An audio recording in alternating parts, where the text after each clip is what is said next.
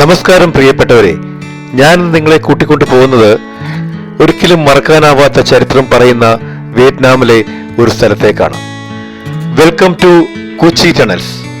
ഒരു കാലത്ത് അമേരിക്കൻ സൈന്യത്തിന്റെ പേടി സ്വപ്നമായിരുന്ന ഈ സ്ഥലത്തേക്കുള്ള യാത്രയും അവിടുത്തെ കാഴ്ചകളുമാണ് ഇന്നത്തെ എൻ്റെ വീഡിയോയിലുള്ളത്.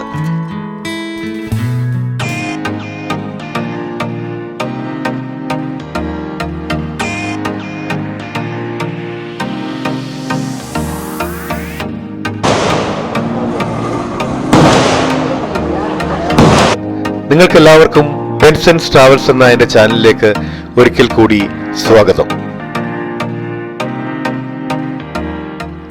സൈഗോണിൽ വിമാനമിറങ്ങിയതിനു ശേഷം ഒരു ട്രാവൽ ഏജൻസി മുഖാന്തരമാണ് കുച്ചി ടണലിലേക്കും മിക്കോങ് ഡെൽറ്റയിലേക്കുമുള്ള ഈ യാത്ര ഞാൻ തരപ്പെടുത്തിയത്. വിയറ്റ്നാമീസ് കറൻസിയായ ഡോങ്ങിൽ ഏതാണ്ട് 8 ലക്ഷം രൂപ കൊടുത്താണ് ഈ ടിക്കറ്റ് ബുക്ക് ചെയ്തത്.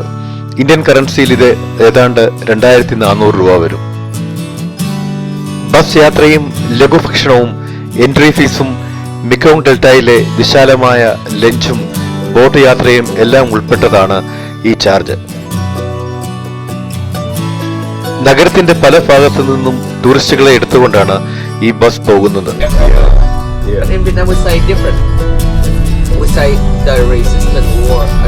വിയറ്റ്നാമിന്റെ ചെറുത്തുനിൽപ്പിന്റെ കഥയും അവിടുത്തെ നേതാക്കന്മാരായ ഹോച്ചിമിനെ പോലെയുള്ളവരുടെ ചരിത്രവുമാണ് ഈ ഗൈഡ് ഞങ്ങളോട് പറഞ്ഞുകൊണ്ടിരുന്നത്. നഗരത്തിന്റെ വർണ്ണശബളിമയും അടുക്കും ചിട്ടയും ഒക്കെ പിന്നിട്ടിട്ട് നഗരത്തിൽ നിന്ന് കുറച്ചുകൂടെ യാത്ര ചെയ്യുമ്പോൾ നമ്മൾ എത്തിപ്പെടുന്നത് നമ്മുടെ കേരളത്തിലെ ഏതോ ഗ്രാമത്തിലാണെന്ന് അറിയാതെ തോന്നിപ്പോകും.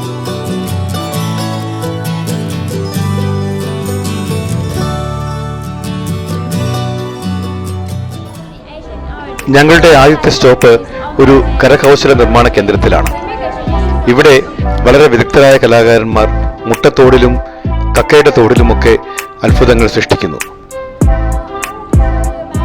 വിയറ്റ്നാം ഗ്രാമീണ ജീവിതങ്ങളിലെ വിവിധ കാഴ്ചകളാണ് ഈ പോർട്രേറ്റ്സിൽ പലതിലുമുള്ളത്.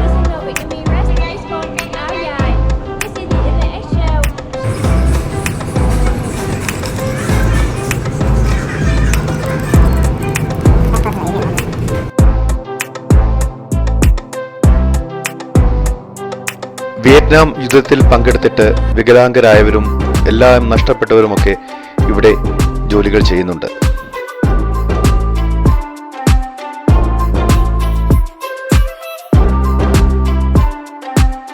വളരെ ശ്രദ്ധയോടെ ജോലി ചെയ്യുന്ന ഈ കലാകാരന്മാരുടെ ജോലി കുറെ നേരം കണ്ടു നിന്നിട്ട് ഞങ്ങളുടെ യാത്ര തുടർന്നു.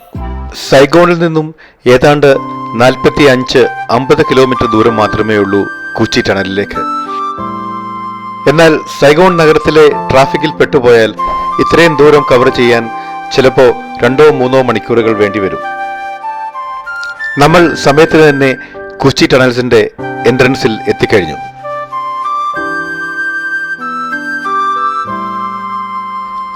രാവിലെ തന്നെ ഞങ്ങളെപ്പോലെ കുച്ചി ടണൽ കാണാൻ വേണ്ടി ധാരാളം സന്ദർശകർ എത്തിയിട്ടുണ്ട്.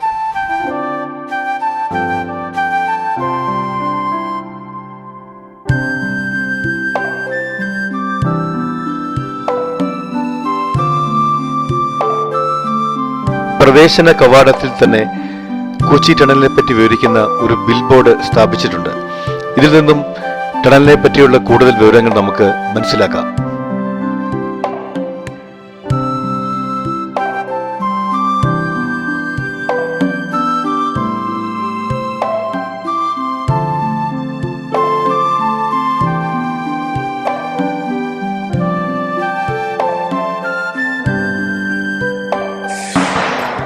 വിയറ്റ്നാമിലെ കുച്ചി ടണൽ കാണാൻ വേണ്ടിയാണ് ഞങ്ങൾ വന്നിരിക്കുന്നത്.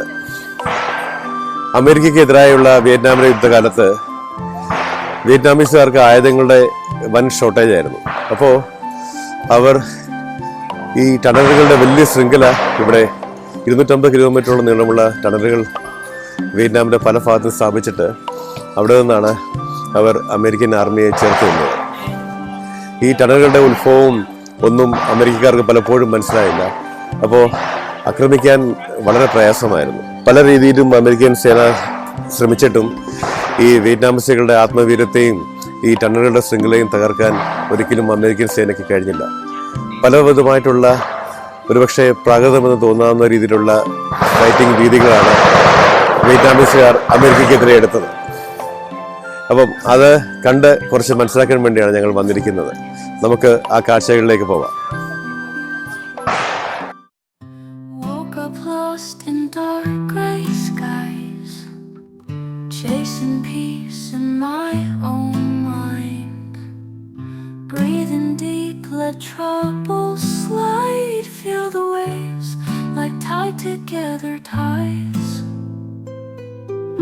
shadows whisper rhymes of fear, echoes dance in shadows near. Kochi തുരങ്കങ്ങൾ വെറും ഒളിത്താവളങ്ങൾ മാത്രമായിരുന്നില്ല. ഇതിനുള്ളിൽ ആശുപത്രികളും അടുക്കളകളും മീറ്റിംഗ് ഹാളുകളും ഒക്കെ ഉണ്ടായിരുന്നു. വെളിച്ചവും വായുവും കുറവായ ഈ ഇടുങ്ങിയ വഴികളിലൂടെ മാസങ്ങളോളം ജീവിച്ച ആ മനുഷ്യരുടെ അതിജീവനത്തിന്റെ കഥ അതിശയിപ്പിക്കുന്നതാണ്.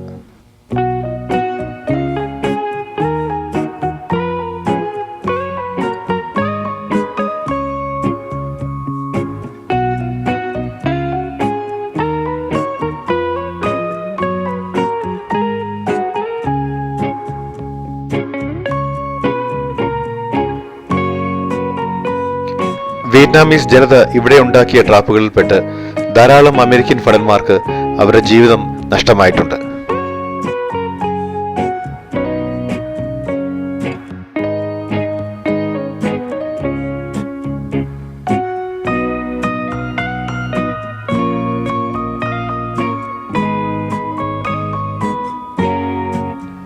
ഇവിടെ എത്തുന്ന സന്ദർശകരിൽ പലരും ഈ കാണുന്ന ചെറിയ ദ്വാരത്തിലൂടെ താഴോട്ട് പോയിട്ട് പൊങ്ങി വരാറുണ്ട്. കൊച്ചി ടണലിനെ പറ്റിയുള്ള വീഡിയോയിലും ഫോട്ടോയിലുമൊക്കെ ഇത് ഒരു പ്രധാന രംഗമാണ്.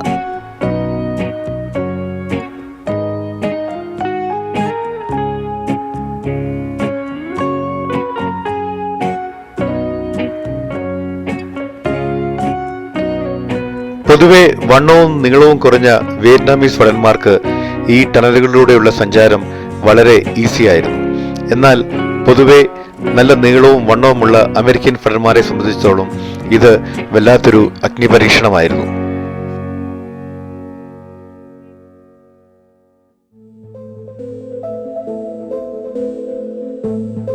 സന്ദർശകർക്ക് കൊച്ചി ടണലിന്റെ അനുഭവം ഒന്ന് അടുത്തറിയാൻ വേണ്ടി ഉണ്ടാക്കിയിട്ടുള്ള ചെറിയ ദ്വാരത്തിലൂടെ അകത്ത് കടക്കാൻ ശ്രമിക്കുകയാണ് ഞങ്ങളിൽ ചിലർ.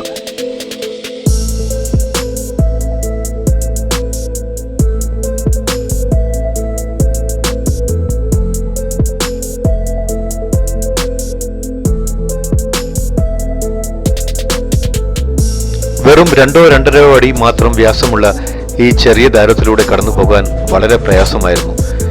ശരിക്കും പേടിച്ചുപോയ നിമിഷങ്ങളായിരുന്നു ഞാൻ ഈ ടണലിൽ അനുഭവിച്ചത്.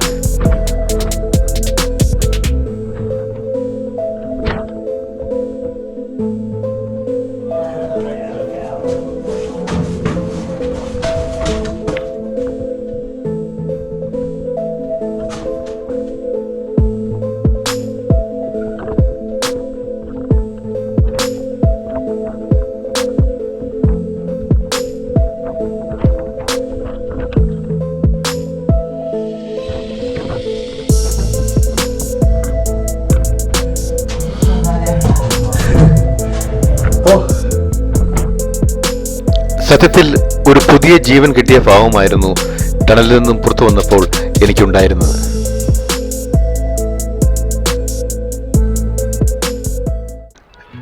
ഈ ചിതൽപുറ്റിലെ ചെറിയ ദ്വാരം കണ്ടില്ലേ? ഈ ദ്വാരത്തിലൂടെയാണ് ടണലിൽ താമസിക്കുന്ന ആൾക്കാർക്ക് വേണ്ട ഓക്സിജൻ എത്തിക്കൊണ്ടിരുന്നത്.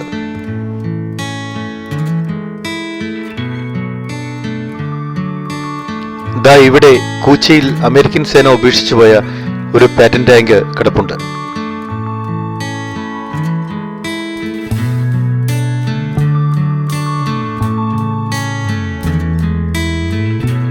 ഇവിടെ ഒരു ചെരുപ്പ് കുത്തിയിരുന്ന് പണ്ട് വിയറ്റ്നാംകാർ അമേരിക്കൻ സേനയെ പറ്റിക്കുവാൻ വേണ്ടി ഉണ്ടാക്കിയ തലതിരിഞ്ഞ ചെരുപ്പുകൾ ഉണ്ടാക്കുന്നു. ഈ ചെരുപ്പിന്റെ മുൻവശം പുറകിലും പുറകുവശം മുന്നിലുമായിട്ടാണ് ഉണ്ടാക്കുന്നത്.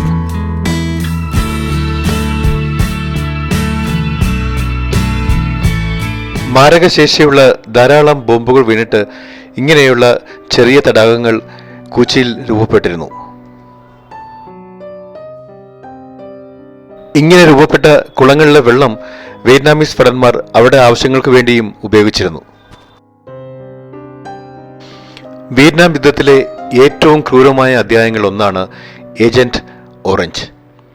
പച്ചപ്പാർന്ന കാടുകളെയൊക്കെ കരിച്ചു കളയാൻ വേണ്ടി അമേരിക്കൻ സൈന്യം ഉപയോഗിച്ചത് ഈ മാരകമായ രാസായുധമായിരുന്നു.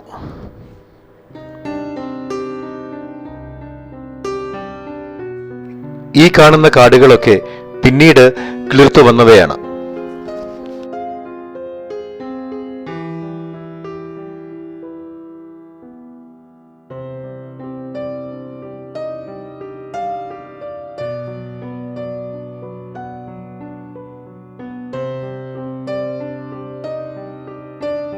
വിയറ്റ്നാമീസ് ഭടന്മാർ ആഹാരം ഉണ്ടാക്കാൻ വേണ്ടി ഉപയോഗിച്ചിരുന്ന ഒരു അടുക്കളയുടെ രൂപം ഇവിടെ ഉണ്ടാക്കി വെച്ചിട്ടുണ്ട്. അടുക്കളയിൽ നിന്നും ഉയരുന്ന പുക നോക്കി ബോംബിടാൻ വരുന്ന അമേരിക്കൻ സൈനികരെ വഴിതെറ്റിക്കുവാൻ വേണ്ടി ഈ അടുക്കളയുടെ പുകക്കുഴൽ സ്ഥാപിച്ചിരുന്നത് 200-300 മീറ്റർ അകലെയായിരുന്നു. ഓക്കെ, ഇവിടെ ഒരു ഷൂട്ടിംഗ് റേഞ്ച് ഉണ്ട്. അപ്പോൾ നമുക്ക് AK-47 അങ്ങനെയുള്ള റൈഫിൾസൊക്കെ ബുള്ളറ്റ്സ് വാങ്ങിച്ചിട്ട് പ്രാക്ടീസ് ചെയ്യാം. അതിൻ്റെ സൗണ്ടാണ് കേൾക്കുന്നത്.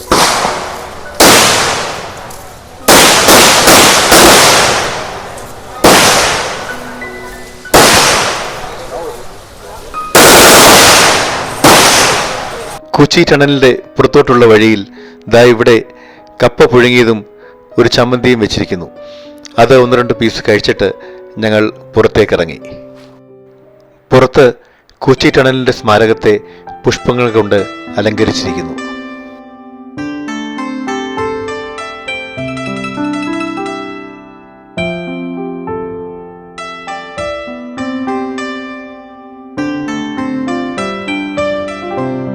ഈ കാടുകൾക്കിടയിലൂടെയും ടണലിലൂടെയൊക്കെ നടക്കുമ്പോൾ ഒരു കാര്യം വ്യക്തമാണ്. ഇതൊരു വെറും വിനോദസഞ്ചാര കേന്ദ്രമല്ല, അതിജീവനത്തിനായി ഒരു ജനത നടത്തിയ പോരാട്ടത്തിന്റെ വലിയൊരു അടയാളമാണിത്. മണ്ണിനടിയിലെ ഈ ഇടുങ്ങിയ വഴികൾ നമ്മെ പഠിപ്പിക്കുന്നത് ഒരു മനുഷ്യന്റെ ഇച്ഛാശക്തിയുടെ കഥയാണ്.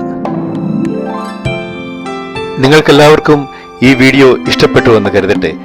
ഇഷ്ടപ്പെട്ടുവെങ്കിൽ ലൈക്ക് ചെയ്യാനും ഷെയർ ചെയ്യാനും മറക്കരുത്. This is Benson John signing off from Benson's travels. നമ്മുടെ അടുത്ത വീഡിയോ മിക്കവും ഡെൽറ്റയെ പറ്റിയുള്ളതാണ്. അത് കാണുവാൻ നിങ്ങൾ ഒരിക്കലും മറക്കരുത്.